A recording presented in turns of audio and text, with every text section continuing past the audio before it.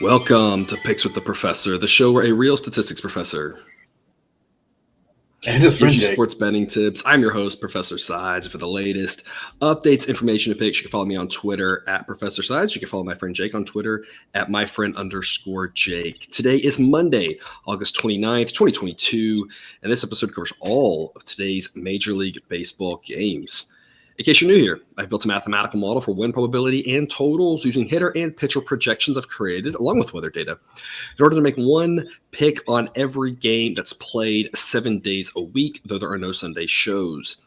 That doesn't mean that I recommend you do the same, as my goal in this episode is to share key information about today's games, give you a few things to think on, and explain what the model or I like or don't like a certain play in order for you to come up with picks that you are comfortable with.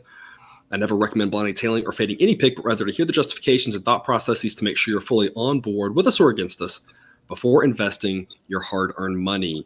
And as I go through my plays, remember that there are no locks in gambling, so what I'll give you are loves, likes, and leans to indicate my confidence level with respect to scaling wagers. And as always, please remember that good and bad variance will occur. So as much as I'd like to say it'll be profitable each and every day, that is an impossible reality for any gambler. Jake, we're back here with some baseball. We have a college football show that cousin Jared and I got up this morning. A lot of sports this time of year. Yeah, it's a great time. It's great. It's a little overwhelming, I feel like. Just like there's just so much happening. It's fun, but it's like there's a lot going on right now. Yeah, but it's, this is what's great for like a little Monday right here. You get just a little taste of some baseball, then as you slowly build up and get then to that Thursday where you have all the great games starting at college football. It's a great time of year. The weather's getting nice, so you can kind of hang out outside without sweating all crazy like. Still pretty hot here in Texas. We had some rain last week, and Mrs. Professor was talking about, she's like, I think I got fooled a little bit about the cooler temperatures from the rain. I was like, yeah, it's still going to be like 90 degrees today. Like it's better than 100, but I mean, it's still not like that cool. All right. Well, that's what you get for living that far south. Completely fair. All right. Before we get to today's slate, some reminders. Please hit that like button if you're on YouTube. Also, if you are yet, please consider subscribing or following. It's free and the only way, assuming you turn notifications on, to ensure you don't miss any of the college basketball, MLB, or college football content that this channel provides. Share with a friend if you have others in the game. Hit us up on Twitter or drop a comment on YouTube. We love those and try to respond to as many as we can. And we've also partnered with Horse Racing Today. For those of you who like to play the ponies, you can find their stuff at horseracingtoday.net. They've got a team of 5 with over 125 years of combined experience in handicapping horse races. There's an angle they don't know or bias they can't identify. Check out their YouTube shows or the website. The links are in the description. All right, so we'll get going here. No day games today, but we do have 6:40 Eastern. We'll start us off with the Cardinals at the Reds. Biggest question mark I feel in this game, can the Cardinals break the curse of Sunday night baseball? It's really the only question you have in this game, right? Really. I mean, the talent on either side is not like there's a big gap here. There's a big gap here. You're absolutely right. Miles Michaelis versus Chase Anderson. Chase Anderson was a name I was like, I haven't seen that name in quite a while. He was actually pitching as a reliever in Tampa Bay's minor league system. And then the Reds were like, hey, we need a pitcher. You want to come help us out? And he said yes. So back in the big leagues now, you can't expect too much from him. The model actually gives him a rating of 136, which is worse than Adam Oller. So, I mean, it's towards the very bottom. I think there's only one guy half an out below him, and that's TJ Zook for the Phillies, who's been just abysmal. So not good things. You don't expect them to go long, and then you turn it over to a bad Reds bullpen. The Cardinals offense should have a field day here, assuming they show up. And that's been, like I said, the curse of Sunday Night Baseball. The teams haven't shown up the next day for one reason or the other. If it's ever going to be broken, it has to be tonight, though. A big pitching mismatch. Michaelis, a 3.35 ERA. Underlying metrics have them just a little bit higher than that. Cardinals offense so much better. Relievers so much better. I mean, every which way this is a mismatch as possible. The model says even accounting for that Sunday Night Baseball lag or whatever you want to call it, the model still says it should be Cardinals minus 304. The price I'm saying is minus 205. I mean, there's a huge edge here on the Cardinals. I'm all over the Cardinals, but I'm going to switch back to run line. I've been making a lot of money line plays here. I got a bunch of run line plays here today. The odds on some of these are just way out of control. And did a little research, finally looked into some of this run line stuff, and I think there's some opportunities for us to take advantage of the run line. A lot of y'all were commenting about this, and I said I absolutely agree. I just didn't really have the opportunity to look into it. Looking into it, I think we got a couple situations where those medium-sized dogs haven't paid off. That makes more sense for run lines. And we have some situations here where some of these giant favorites have not paid off as well. The odds have just gotten too high on them overall. And I think that's kind of the same thing here with the Sunday Night Baseball lag. I mean, if the Cardinals lose this game, I just much rather be on a minus 134 play than a minus 205. Show up, they should win and win big. So it's an A grade play for me in the Cardinals run line here at minus 134. I like the money line as well. I'm like I said, in general, if I play one, I'd play the other as well. It's just personal preference. My personal preference here is to jump on this run line because, like I said, I think it's the Cardinals one is not as likely as you might think here. I think the Cardinals either kill them and run away with it, or they accidentally lose because teams coming off Sunday Night Baseball. That's apparently just all they can do. Total in this game's 9.5. Model says exactly 9.5. Well, interesting enough, in Cincinnati, mid-80s to start, mid-70s to close. Some rain in the area and a wind maybe slightly blowing in, so we'll have to keep an eye on the rain. But the model says this total is spot on, so sticking with the Cardinals again, whether it's money line or I'm on the run line here, huge edge. I love them, A-grade play. I think we finally break the Sunday Night Baseball curse here. If it's ever going to happen, like I said, this is the situation for it with how bad the Reds are. Jake, what do you have for us? Yeah, like I think we talked about this earlier in the year. Like this is about the time where teams like the Reds are just going to start throwing shots in the dark. All right, let's see what you got. Let's see what you can do it. And so you're going to get a lot of these kind of, like you said, pulling Chase Henderson out of somebody else's minor league system. I think we're going to see some more of that stuff, especially with those like teams that are at that level.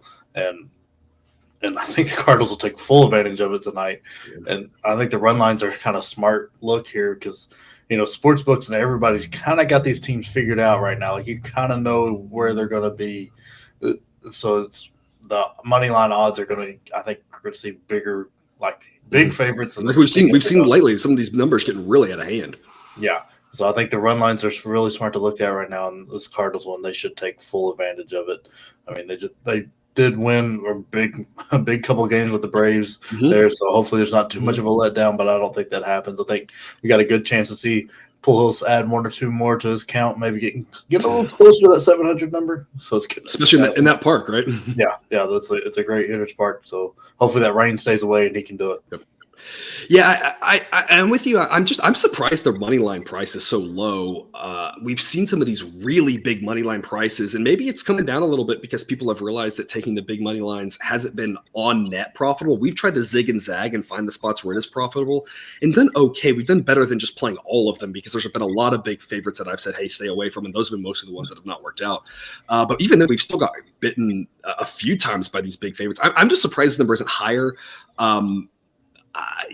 The Sunday Night Baseball thing is looming for sure, and it's in Cincinnati. But I mean, this is a massive mismatch everywhere across the field, and I don't know how the Reds find 9 innings here to get through this game.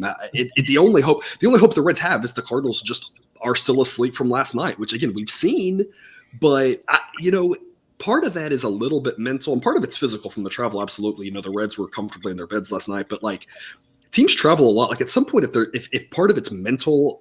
You have to assume the Cardinals know about this now, right? They've heard about this, and they know like we can't sleepwalk through this game or we'll lose because baseball teams lose all the time, even good ones, right? So you have to assume that they'll show up and play, and if they do, they should win handily, right? I feel like I'm not too crazy, but I don't know, maybe I am.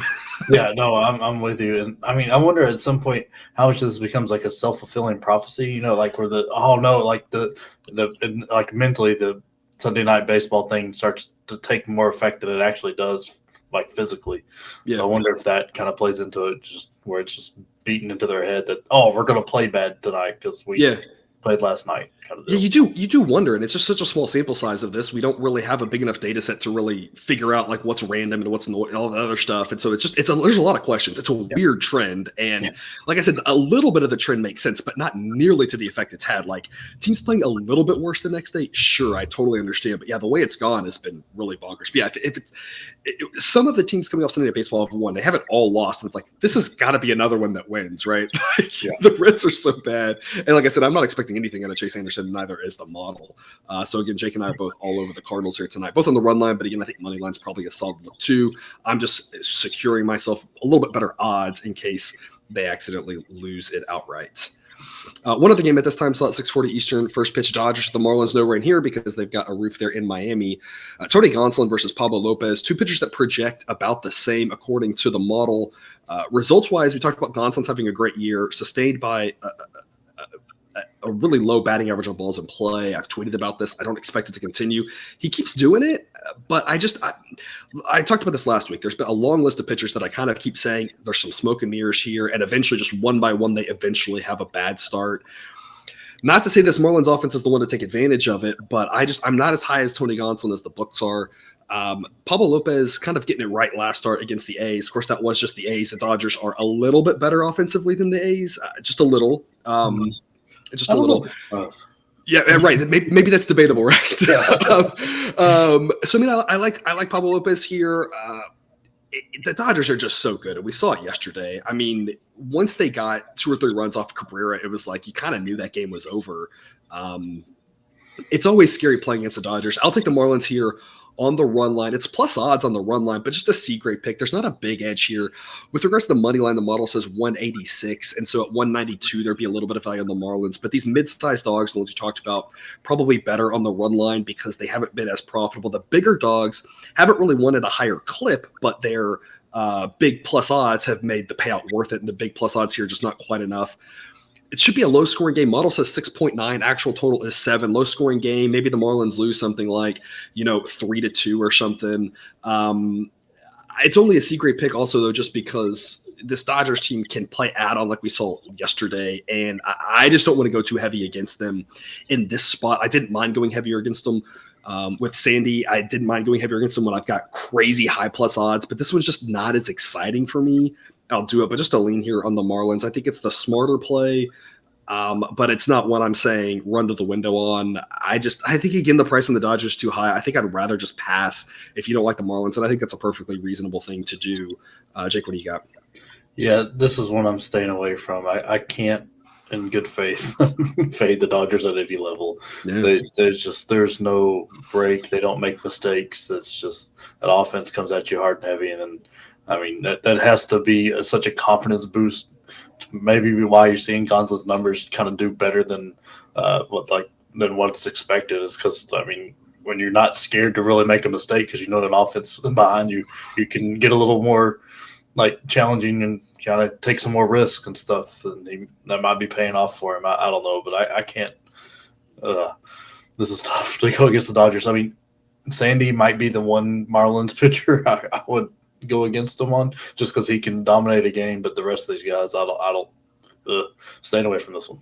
Yeah, and that's kind of, again, my point on it too, is I think back to, we had the A-grade play on the Marlins on Saturday with Sandy, and we were getting, I think, plus 180 or something like that, plus one, but it wasn't that much worse than plus 192, and I'm like, Pablo's a good pitcher, but I mean, he's not in the same realm as Sandy is. And so it's like, just that comparison alone, I know there's other factors, but just that comparison alone, I'm like, if I was getting the plus 170 or whatever with Sandy, I'm like, the comparison to Pablo, to like the Marlins that much, I would need plus 210, plus 220, plus 230. It gets him to that point, it's a different story, but at plus 190, it's like, again, like I said, I think the price on the Dodgers is too high, but the price on the Marlins isn't exciting enough to be like, hey, I think you should try a flyer on. It's like, it's the site I'll be on. But yeah, it's just like, I'm with you. It's like, you need big odds or you need the right pitcher.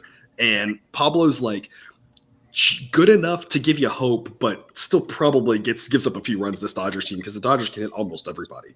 Yeah, I mean, Pablo's not. Maybe if Pablo was having one of his better years, but it's just things aren't bouncing his way right now. So I'm just not. Yeah, it's not one I'm willing to take the chance on. Yeah, and that's the thing is the Dodgers seem to just be able to. Their offense is just good enough to have success on good pitchers, right? Like a lot of teams do okay against good pitchers, but the Dodgers need a great pitcher. It seems like to hold them down. And again, you never know what's going to happen. And that's the whole point too. Random variability, bounce the ball, and again, it's all about the price here. Dodgers can easily win a close game. That's why plus odds on the run line I think makes sense. It's just not one that's exciting here. That's why it's only a C-grade pick for me on the Marlins.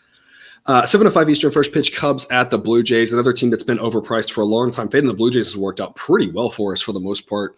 Tonight will be Javier Assad versus Jose Barrios. Assad had 4 solid innings in his first outing for the Cubs, but the underlying metrics were a little shaky. It's only 4 innings, probably doesn't mean a ton, but the model still doesn't think much of him, doesn't think he's going to go terribly deep. And of course, that doesn't bode well given the fact that the Cubs bullpen has been left for dead after the trade deadline.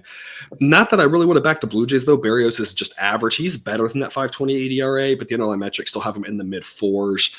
Model gives him an exact average rating. That's probably about what he is at this point. Blue Jays offense is better. The relievers are still better than the Cubs. They should be favored at home. It's just the price is too high. At minus 224 right now. Just way too high. Model says it should be 205. So I'll take the Cubs here. I'll take a flyer on the run line. Again, it's just not odds exciting enough. It's not that dissimilar from the Dodgers-Marlins situation. Difference being the Cubs are on the road, Marlins are at home. But it's not that dissimilar. It's like I think the Cubs got a chance to hang in there in this one. I'll take them on the run line. That's been kind of the play for this sort of situation. But only a C-grade pick at minus 103. I don't want to be on the Blue Jays with the way they've been playing. I don't want to be on Berrios, but I'm not that excited about a side of this Cubs team. Maybe you take a flyer on the money line on the Cubs, maybe makes some sense. I can't back the Blue Jays, and I think this is the best Cubs play. But again, I just need better odds to get excited about the Cubs in this situation. Jake, what do you got for us? Yeah, if I were to make a play, it's going to be on the Cubs, but I just don't know enough about a side yet. I mean, I don't want to be any part of the Blue Jays, but like you said, the Cubs relievers are just ugh. Yeah. And so if he only does 4 again, or like maybe 5, like you're not expecting that much out of him. That's 4 to 5 innings of a terrible bullpen. Yeah, and Blue Jays do have some hitters that can punish. So I'm staying away because I just don't trust them. I mean, if this was later in the night game, it might be one. If the night's going well, you put a little bit on the Cubs money line.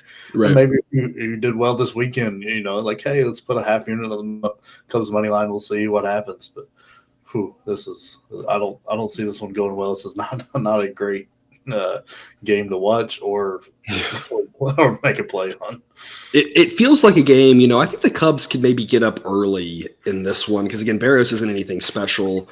Maybe the Cubs are up, 2-1, 3-1 at some point, and then it's just hold on for dear life. And the question is, what are you holding on for? Are you holding on needing to win, or are you holding on where, hey, if the Blue Jays win in the bottom of the ninth by a run, you still cash? And that's kind of the difference you have to look at. I'm like you, it's like it's a Cubs or pass situation, but again, the odds just not exciting enough for this one. Just not.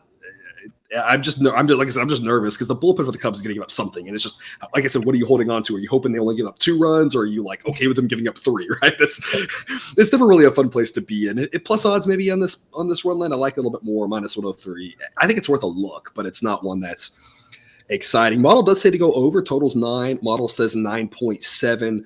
Model expects the Blue Jays to score because the Cubs not going to have good pitching for a lot of these innings, and the model thinks that the Cubs offense is being pretty average. Can get some runs off of an average Blue Jays staff, an average set of Blue Jays relievers, and an average starter in Berrios. So Cubs should be able to score. Blue Jays should be able to score. Model thinks 9's too low. So Model thinks over might actually be your best investment for this one. 7:40 Eastern first pitch. Red Sox at the Twins in Minnesota. Will start off in the mid-70s, close around 70 degrees. Winds blowing out at 10 to 15 miles an hour for this one. Maybe dying down towards 5 to 10 as the end of the night. A little bit cooler at the end of the night, but starting off, mid-70s, wind blowing out should help the hitters a little bit. Model says 8.9 for the total. Actual total is 8.5. So model thinks that this total should be 9.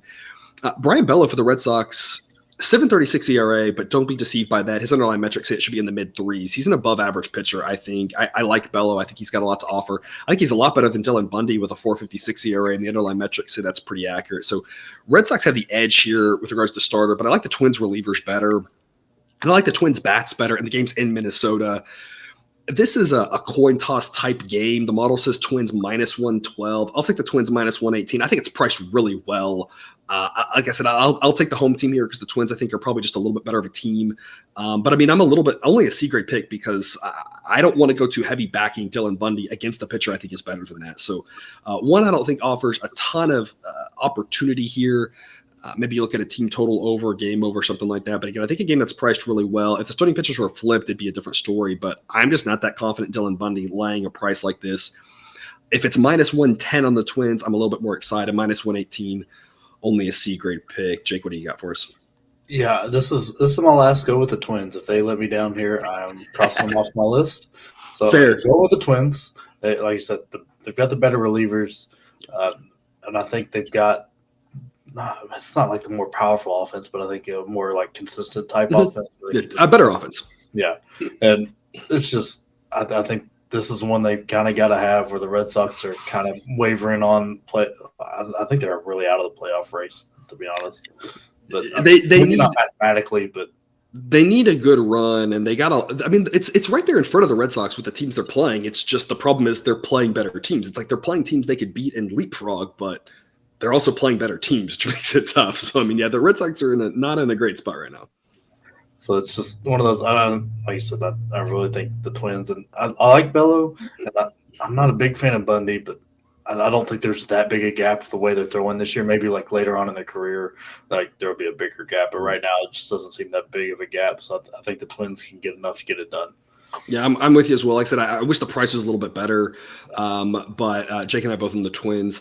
I mean, really, the goal for Bundy, and maybe this helps you, maybe you lie bet or whatever, maybe it doesn't. But I mean, the game plan for this is Twins hang in there, keep it close through 5, and then turn it to the relievers. You got the Twins are at home, better relievers, better offense. None of those by a lot, but all those together, you got to like your odds with the Twins. They just need to be in this game, up 1, down 1, tied or whatever after 5 innings, and then we've got to get shot at it. That's Bundy's objective. Just hang in there. We just need him to not get hit around too much, and I think we got to get shot with the Twins. But like I said, not a great price, but I still think Jake and I both think the Twins are the side to be on. 8:10 Eastern, first pitch, Pirates at the Brewers. Baseball, sports. Corbin Burns for the Brewers. Fantastic pitcher, 2.84 ERA on the season. Underlying metrics have him around 3. Looks like a bullpen type game for the Pirates. I think Fangraphs says Jared Eckhoff, which is more or less like a bullpen game. I don't think it would change my number hardly at all, plugging him in, maybe a penny or two. It wouldn't be much. It's not going to go well for the Pirates tonight. That's the bottom line. Model says Brewers minus 328. This feels like Brewers run line is the play, unless the odds are just crazy high. If it's like Brewers run lines like minus 170 or something, probably you just pass at that point. But otherwise, it feels like Brewers run lines to play. Burns is really good. The Pirates aren't. I don't know what else to say about this game. It's going to be ugly. The model says 7.8 for the total. So model says 7.5 or 8 probably seems pretty reasonable. But I don't know what else to say other than we'll probably be on the Brewers just because I don't know how you can back the Pirates against Corbin Burns at this point of the season. Yeah. Jake, what do you think? Yeah. There's not a way I'm going to be on the Pirates here. It's going to be Brewers or pass, depending on what the odds are when they come out, and then even then, it's one of those that I won't be near a TV screen. I don't want to. Oh, yeah. I don't want to watch the Pirates. I don't want to encourage them. I will spend more money at their AAA team here than I will betting anything Pirates related. There you go. Model says 328. So model says if you could get Pirates like plus 340, it's probably worth a flyer. I don't know if it'll be that high, of course. I'm going to put you on the spot here. What price would you need to be like, I'm going to put like $5 in the Pirates, like plus 350, plus 375? Is it like just like plus 400? Like, you're probably not going to get a price in it, but like, how high is it where you're like, sure, it's worth a chance. Anything can happen in sports. Yeah. I mean, how high is that going to go? Probably 350, to be honest.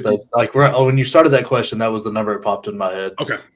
So I mean, because they've got some talent with Brian Hayes and guys like that. So maybe they can. Maybe the Brewers sleepwalk through this because they assume they're going to win. Yes. Offense says, hey, Corbin Burns is pitching. We don't have to score. I always joke about there's some of the better pitchers from these offenses, like with the Mets and DeGrom. They're like, yeah, we could score 0 runs and win. I'm like, DeGrom's good, but I don't know how he's going to allow -1 runs. But maybe the way you go, right? You get Burns go 8 good innings. They put Hader in, and Hader is just Hader's in the Padres now. Rogers, who's been just as bad. Anyway, that's how.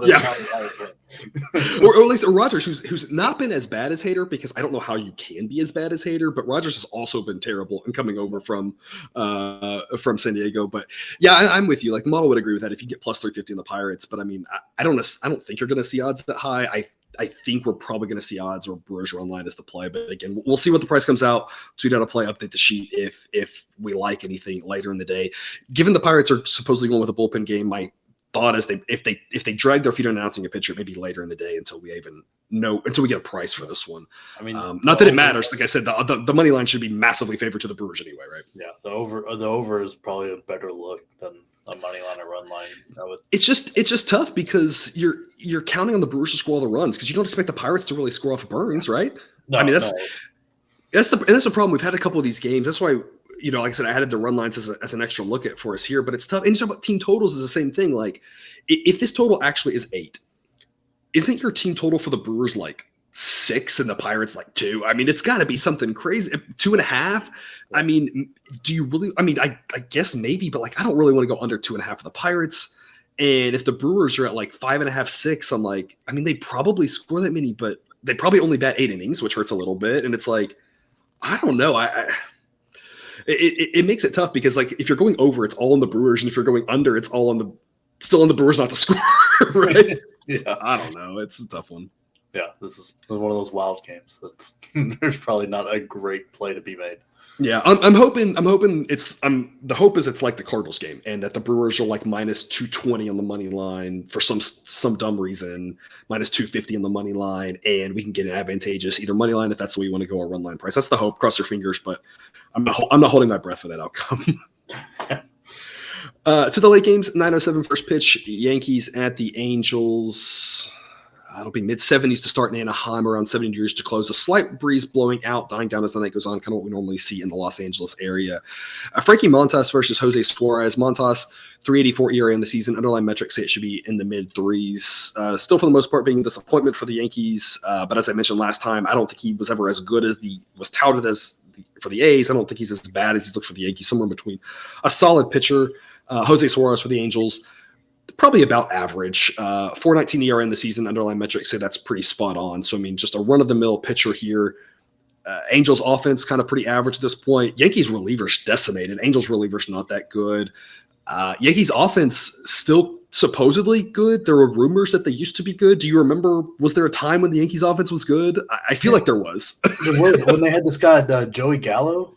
I mean, yes, Joey Gallo and his offense. Apparently, yeah, and who actually has hit fairly well for the Dodgers, at least relatively speaking. But yeah, he was terrible for the Yankees. Very mind blowing how that's played out. The Yankees, losing yesterday in a game. I had an A grade play on the A's, and that looked like the A's should have been favored watching that game. I mean, that was easy for them. Yankees just continue to struggle. I'm on the Angels here. I'll take the run line here. Plus 1.5. It's minus 110 odds. Model says there's an edge also on the money line if you wanted to go that route. Model says that it should be Yankees minus 139.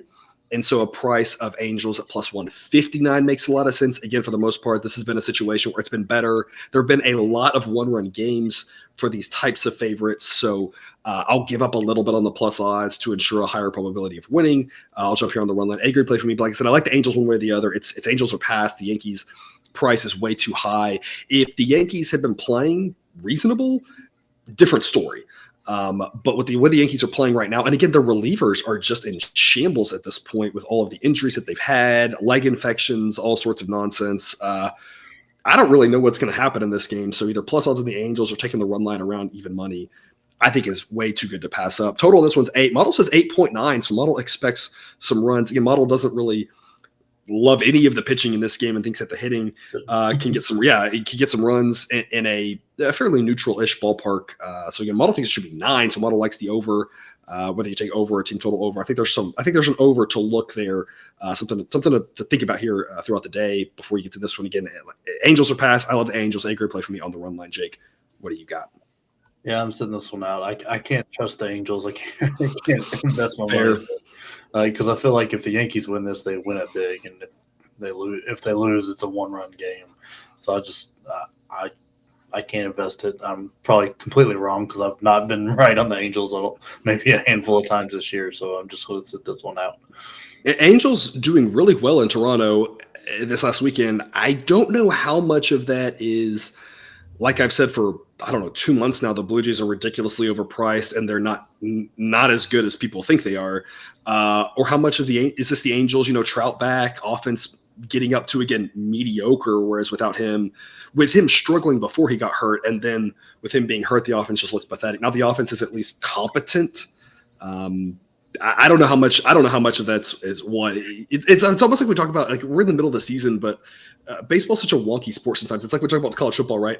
After that first game, how much is which team? And it's like watching this series. It's like, I don't know if that's the Angels like aren't terrible, or if it's the Blue Jays kind of just mediocre. I don't know which one it is. Obviously, probably a little bit of both, I guess. Yeah, it's just, I was kind of thinking, this is like, I mean, you're saying the offense is competent. They've got two of the best players that have played in a long time, and they're just like, we can somewhat play offense. And a Taylor Ward who, not as good as that early streak he had, but I mean, still a very good hitter. I mean, we could have. I mean, I'm sure that there are people out there doing whole shows on this and breaking down the stats of how crazy it is that you've got, like you said, two of the best hitters. Trout, one of the top hitters ever. Ohtani, not in that level hitting wise, of course. You combine hitting and pitching, just a once in a generational type player with the skill he has. And like, it is kind of crazy to think that their offense is now competent. It's like, man, you got those two guys starting off, and Taylor Ward as your third best hitter. Like, you ought to be better than competent. You ought to be better than mediocre. They had Anthony Rendon for, I know he got hurt early on, but I mean, having that, you would think this, like, they would have been on a world burner pace at first. And it's just not. Well, they kind of were for like a first month, and people were like, "Oh, the Angels," and I was like, "I don't know if they're that good yet, guys. Tap the brakes." And sure enough, it's been. I've been more right than I wanted to be on that, because I don't ever want to see people just completely bomb and fail. But I mean, that first month was a good month, and no one can ever take that away from them, right? Yeah. I mean, this is setting up to be like a 30 for 30, like the four falls of Buffalo or something like that. Yeah. What on earth happened, and why was there not some success? That's a good idea. I hope they do. Someone's got to make that documentary, right? Of like, when this is all over, just the failures of how you had these two guys and didn't even sniff a playoff berth, at least yet. I mean, maybe there's always next year, right? Yeah. I don't see how it gets better. For a long time. They have, and they're gonna have to go spend a lot of money. I mean, they need a lot of help. They're gonna have to be really active in the free agent market, and it's an attractive destination playing in Los Angeles. Weather's nice. It's attractive to play with those two guys. So I mean, maybe they're able to, but they're gonna have to invest a lot in that team, because I don't see how it gets any better next year. Really, it's gonna be tough when you're little brother, right? Like, that's true. That's true. Yeah, anybody you want to offer big money to. I mean, the Dodgers are probably like big money to them too. Dodgers are like, sure, why don't you just come play for us? We've got deep pockets as well. Yeah, I don't know. It's got to be a terrible situation to be a fan of. Yeah, man. 9:40 Eastern first pitch. Phillies at the Diamondbacks. A pair of lefties, Ranger Suarez versus Madison Bumgarner. Suarez, talk about every time he pitches, just continues to look good. Again, struggled a little bit at the start of the season, but since then has looked fantastic. 3.38 ERA on the season. Underlying metrics have him a little over 3.5. Bumgarner, a 4.53 ERA. Underlying metrics say that's pretty accurate. It's a below average rating. I mean, edge of the Phillies here, starting pitcher wise. Edge of the Phillies with the bullpen. Edge of the Phillies offensively. They're on the road. Diamondbacks are competent this week in getting the sweep in Chicago against the White Sox, who have their own issues, of course. But the Diamondbacks, still playing hard. They've calling up Corbin Carroll, who I don't think it's going to like change things necessarily, but gives them just another spark of young talent. So the Diamondbacks still playing hard and fighting. Model says total of 8.4. Actual total is 8.5. So model says stay away from this total. I think the price is a little too high on the Phillies. They probably win. I'm going to say something a little bit weird here. I kind of think your best play on this game is run line either direction. I don't really think the money line makes as much sense. Like minus 168 on the Phillies. Model says minus 156. I think you're paying too big of a premium. If you're going to back the Phillies, I think just go on the run line on the road and just hope that they can crush Bumgarner and hope that they win something like 6-2. So if you like the Phillies, I just rather play them on the run line. I'm on the Diamondbacks. I think it's probably a better side here on the run line at minus 109. I think the Diamondbacks got a shot to win. I don't like them enough to go money line, but I think they got a shot to win. I think they got a shot to lose close. Again, these types of dogs have been the ones who've a lot of times lost by one. And so I think it's worth the flyer here on the Diamondbacks. Only a C grade pick. It's similar to what we talked about with the Cubs. If I could get plus money on this, I'm a little more excited. But at minus 109, I'll be on the Diamondbacks. I think it's the better side, but I'm just not loving it. Like I said, I wish we could get even money on this. As it is, I'm still on the Diamondbacks, just only a C grade pick. Jake, what do you think? Yeah, I'm with you on the Diamondbacks here. I think Bumgarner is good enough to somewhat keep it close, and that offense is just scrappy enough. Yeah, to just hang around. and be right there with a chance to win. Because I kind of like I've watched the Diamondbacks all year. They're one of my like favorite, non-favorite teams. You know, it's like what I'm always kind of root for. And I think they've got some really good pieces here that bode well for the future. And I think we'll start to see a little bit more of that. I mean, the Phillies could easily hang a number on them with that offense, but I think this one stays close. And so I really like the Diamondbacks plus 1.5 here. Mm-hmm. Like we talked about before with Harper coming back for the Phillies, doesn't really help them against lefties as much because their offense was already pretty good against lefties. Adding a left-handed bat there doesn't do as much for them as against a righty. Adding Harper does really improve their offense from before. Not that Harper's not a good hitter and still can't hit lefties. It's just it doesn't help them that much. It's kind of rounding it. They're already good against lefties, so that doesn't do as much for them. I'm with you. The Diamondbacks are interesting. The game plan again, just another thing on the game plan is for Bumgarner just to keep them around. And, be down 3-2 in the 7th inning, in the 8th inning. And then it's like, you're just holding on. They lose by a run. Maybe they tie it up. And if you're on the money line, maybe they win. But like I said, I think run line either way is probably just a smarter look because the money line odds just aren't that exciting for me at this point. Again, the Phillies are more likely to win, but are they likely to win by 1.5 or more than 1.5? I don't think so. I think the Diamondbacks much more than 50% on this one. So I'm okay with the minus 109. Like I said, I would just be more excited if it was plus odds personally. For that. Yeah, no, I don't know. I've got this sneaky feeling that Walker comes out and hits a big one or something like that and just keeps it real close. Yeah, absolutely. Just got to hang in there, and that's the benefit of taking the plus 1.5. Just hang in there and got a good shot to win. Closing us off here, already posted this on the website. Play of the day for me, Giants minus 120. A great play here for the late game, 9:45 Eastern first pitch. It'll be chilly in San Francisco, upper 50s. Winds will be blowing out on this one, but again, a park that's built to minimize that effect. Model says total of 7.3, so probably stay away from the total of 7. I wrote this in the write-up. I mean, the biggest discrepancy here is between the starting pitchers. Carlos Rodon is fantastic. Mike Clevenger is just very average. 3.59 ERA on the season, but the underlying metrics say that's smoke and mirrors, and it really should be in the mid-4s. So a massive pitcher edge here. Obviously, Rodon's really good. Don't need to talk about that. His numbers are real. I love Rodon. Rodon's biggest problem is that he's backed up by a bad bullpen. So if his pitch count gets up, that's the thing. That's the only real chance the Padres have. That's obviously what they're going to be trying to do. But otherwise, if Rodon goes 7 innings in this game, I don't see the Pirates really having much of a chance. Offensively, these teams are about the same when the Giants facing a righty and the Padres facing a lefty. If that was flipped, you have a whole different story. But the Padres offense gets a ding as they're pretty left-handed, switch hitter heavy. Giants offense also pretty left-handed heavy, gets a little bit of a boost facing righties. I think these offenses in this situation are pretty even. I don't trust either set of relievers, and I love Carlos Rodon. Minus 120 seems way too short. Model says it should be minus 134, and his cousin Jared's always talking about that 14-cent difference closer to even money is a higher probability edge than if that 14 cents were out in the 200s and 300s and something like that. So the 14 cents here around even money, a pretty big edge here on the Giants at minus 120. I love this one. I think Rodon can get it done for us. Jake, what do you think? Yeah, I'm all over the Giants here. I think Clevenger is not as good as he was in Cleveland. Did he have Tommy John or whatever the injury was that kept him out for – I don't remember, but he was out for a while, yeah. Something like that. And made it – he's just not been the same since. And I think the Giants' offense is good enough to take advantage of that. And I don't think the Padres will get 2 run done. So if we get 7 out of him, that's incredible. I think there's a decent chance he goes 8 and really takes it out of the weakest part of the Giants and the bullpen. And I think we go home happy here.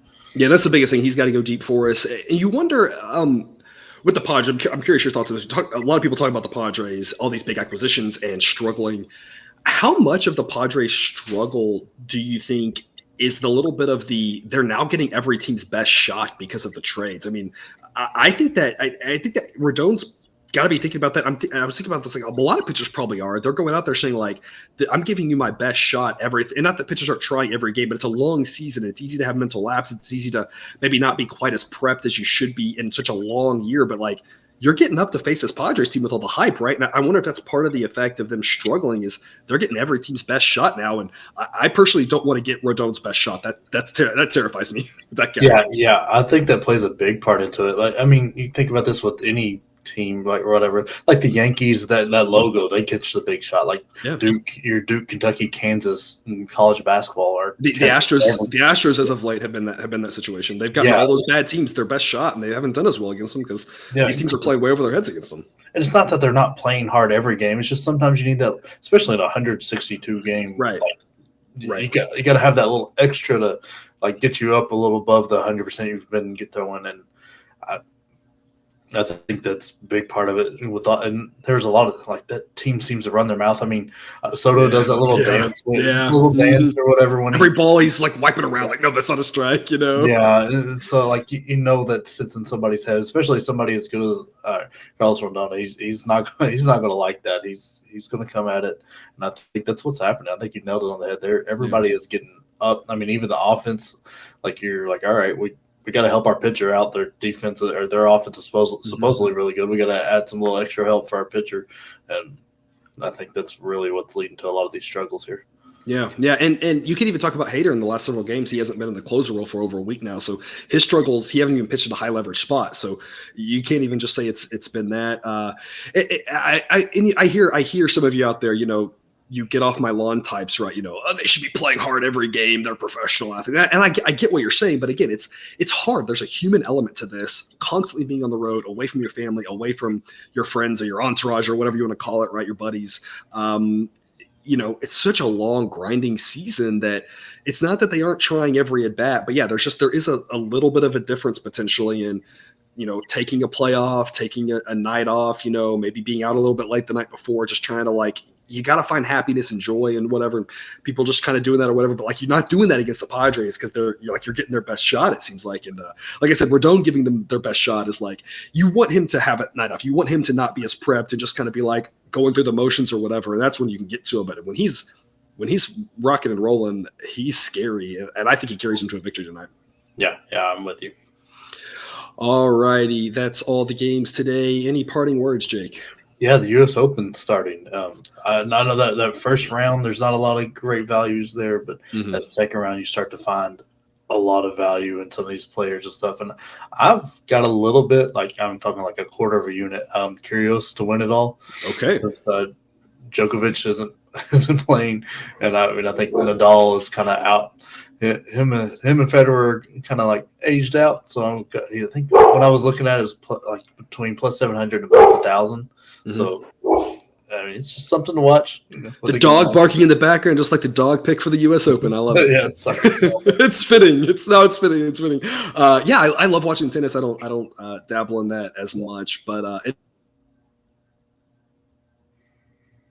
it's a lot of fun to watch. And like I said, you can find some good value entertaining tournament here to throw into the college football and the baseball that's happening now. Just it's a good couple weeks here for sure.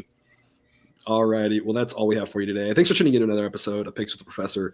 A reminder to check out the Google Sheet for model picks, projections, and results. You can find that link and more at the website, www.pickswiththeprofessor.com.